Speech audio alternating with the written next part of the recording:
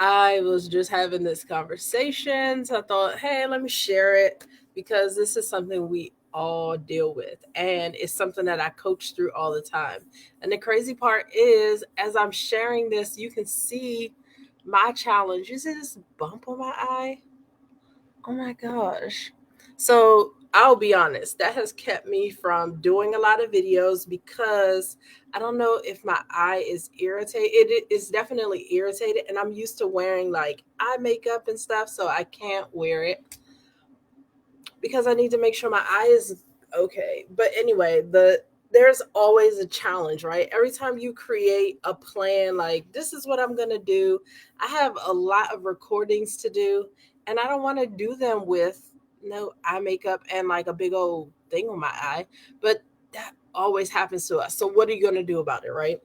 Um, I usually tell people to try to stop controlling the stuff you can't control, right? So clearly, I have to give my eye a rest. I have so many other things going on because usually, if you're talking about you have a challenge and it's big enough for you to bring to your business coach or for it to really stop you in your tracks, it usually has to do with like your health, which I guess my eye falls in that category, money, that one will always like cause a lot of stress and tension, something with relationships. So whether it's something going on between you and your spouse, you and your child, even co-workers, bosses, that kind of stuff. So some type of relationship tension. There's usually a challenge that comes when you decide, hey, I'm going to focus my attention.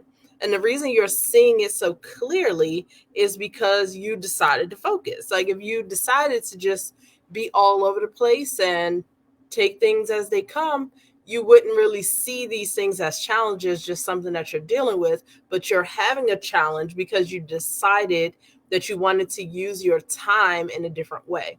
So, the advice I always give is what can you actually control? And most often, when you're dealing with something, it distracts you from the things that you still can do, right? So, I still can shoot video just with no eye makeup. Um, but to me, it like feels like I have like a rock on my eye versus the little bump that it actually is. Um, but when stuff comes, if you keep it to yourself and you don't share and you don't allow somebody to like help you through it, it always feels so much bigger when you keep it to yourself. So that's the first thing. That's part of why I have the 100K Society, because I want you to be in community with other business owners. So when challenges come, you can say, oh my gosh, this is going on. And you will have other people encouraging you. Oh, I've been through that, here's what I did, or whatever it is. And you have a community that supports you, that understands what your goals are. So that's one thing, is like, don't keep it to yourself, like share it. The faster that you share it, it starts to become smaller. So even if it's a financial thing, right? I think the reason why a lot of people stay broke is because they don't admit they're broke. Like if you said, I'm struggling, I got to pay tuition, college, I guess that's still tuition. So high school tuition, college tuition, car notes. I just got a new car. This is happening. That's happening. This is my real life, right? And this is also my schedule. All those days you see, that's pretty much me being out of town somewhere. All these days are definitely like in another city. That costs money, right? That's that's September. October looks about the same, and that's because my son has college football, so I'm planning to be at a lot of the games. And then football season ends in November, but that's my birthday month, and this calendar definitely has to reflect some fun for the birthday month, right? So that's the point, is I can't sit here and be like all stressed out, not getting my business stuff done because I have a lot of stuff coming up on my plate that I'm traveling to, right? So instead of being stuck in what I'm doing, I share it, I get some advice, I ask people, and then I keep moving. So I'm going to challenge you guys that whatever the thing is you're really concerned about, just try to push through anyway, because there's so much value in what you're doing that if you allow like a financial issue, a health thing to really just take you under, literally you're going to be doing that same cycle for years and years. A lot of people that come to me with coaching and needing, I guess, coaching advice, they have been doing that cycle for several years. Most of them are like, yeah, I had this idea, and they feel really confident about it because they've had it for years. But the thing they're not confident about is their ability to pull it off, because challenges are always coming. So the biggest thing I want you to hear is you can't avoid challenges. You can't avoid life. You can't avoid things that needs to be paid for, places that you have to go, health issues that come up. I would just say prioritize taking care of yourself, taking care of your house, but also not putting your business and the things that you need to get done so far on the back burner that you're not getting it done for years and years at a time. So that's the biggest thing. I didn't have anything huge to share, just wanted you to understand that when you are going through something, you're not alone. People deal with that all the time. People always ask me, how do you manage so much on your plate? I literally just had 3 conversations with some of my good friends that I haven't seen in a little while. And they're like, let's go to lunch, let's go to dinner, let's whatever. And then I look at this calendar and I'm like, I don't know when. I don't know when to do it. And I feel like bad about that. But then on the other side, it's like, okay, there are times like I'm available during the week. I'm available some weeks when I know I'm not traveling. Like, let's plan it now. But I'm not going to sit here like, oh gosh, my business is causing me to not see my friends. Like, we can still talk on the phone.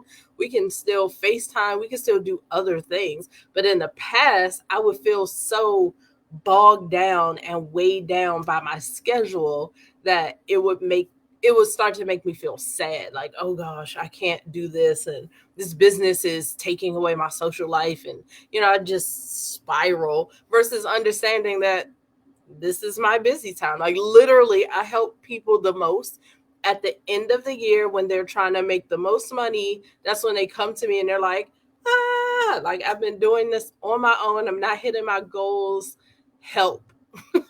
And then that's when I jump in. So I am preparing myself for an influx of clients, to help them get through the holiday, because that's what I've been known to do.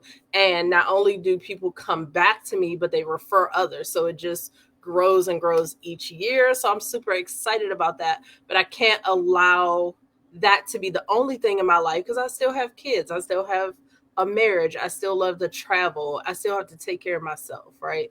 So the point is, you do have to figure out how to balance all the different things you're doing. And you're never going to just be in a place where it's like the perfect time to get everything done and to execute, right?